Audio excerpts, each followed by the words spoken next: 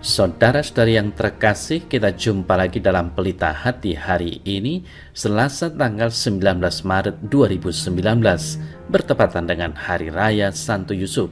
Bersama saya Romo Thomas Suratno SC dari Paroki Cilandak, Jakarta Selatan, mendengar dan merenungkan Sabda Tuhan, yaitu firman Tuhan yang tersurat di dalam Injil Matius, bab atau pasal 1, ayat 16, ayat 18 sampai dengan ayat 21 dan ayat 24a.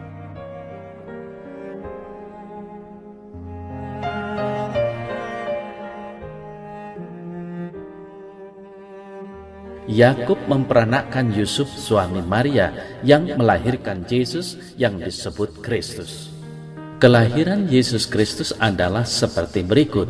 Pada waktu Maria ibunya bertunangan dengan Yusuf, ternyata ia mengandung dari Roh Kudus sebelum mereka hidup sebagai suami istri. Karena Yusuf suaminya seorang yang tulus hati dan tidak mau mencemarkan nama istrinya di muka umum, ia bermaksud menceraikannya dengan diam-diam. Tetapi ketika ia mempertimbangkan maksud ini, malaikat Tuhan nampak kepadanya dalam mimpi dan berkata, "Yusuf, anak Daud, janganlah engkau takut mengambil Maria sebagai istrimu, sebab anak yang di dalam kandungannya adalah dari Roh Kudus. Ia akan melahirkan anak laki-laki, dan engkau akan menamakan dia Yesus, sebab dialah yang akan menyelamatkan umatnya dari dosa mereka." Sesudah bangun dari tidurnya, Yusuf berbuat seperti yang diperintahkan malaikat Tuhan itu kepadanya.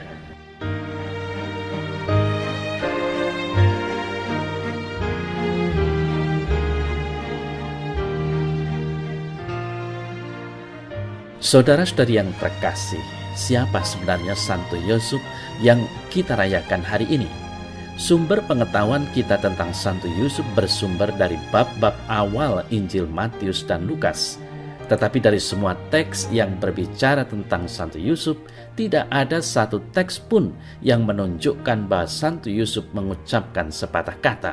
Semua teks itu berbicara tentang keterlibatan Santo Yusuf. Dia tidak berbicara sepatah kata pun. Karena itu Santo Yusuf dikenal sebagai orang kurang berbicara tetapi banyak berbuat. Saudara-saudara terkasih, keterlibatan Yusuf di dalam kehidupan keluarga kudus diawali ketika dia menerima wahyu Tuhan melalui malaikat Tuhan di dalam mimpi untuk mengambil Maria yang mengandung sebagai istrinya walaupun mereka belum hidup sebagai suami istri. Sebagai orang yang tulus hati, Yusuf pada mulanya ingin menceraikan Maria secara diam-diam karena dia tidak mau mempermalukan Maria di depan umum.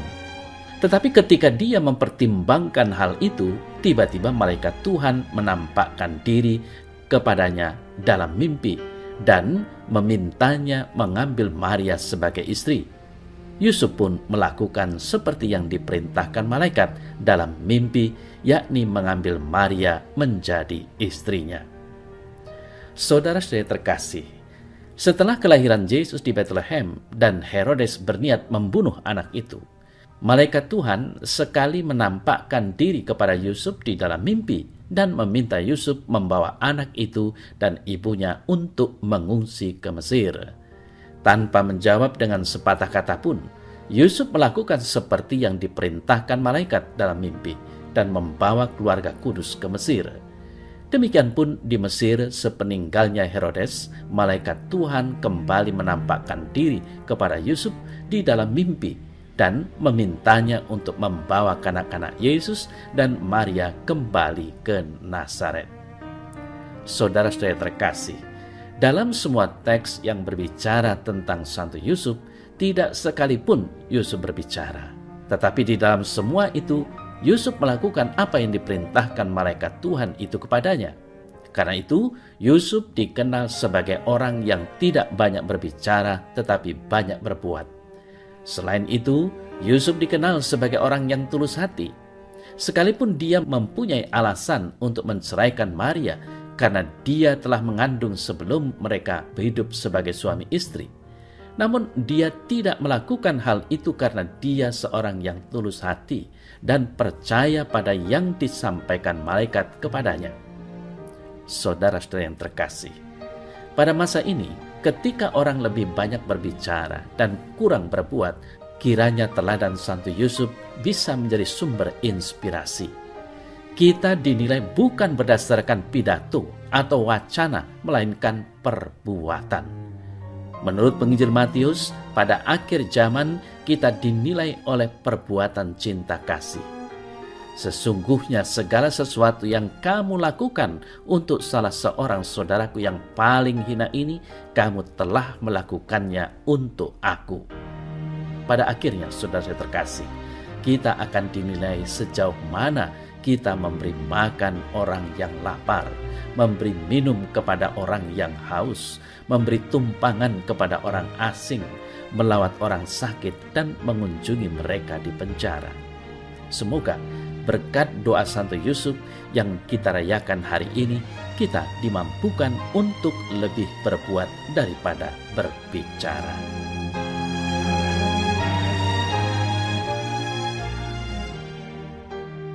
Ya Tuhan, sudilah Engkau senantiasa memberkatiku dengan memampukan aku meneladani Santo Yusuf dalam perjalanan hidupku sehari-hari.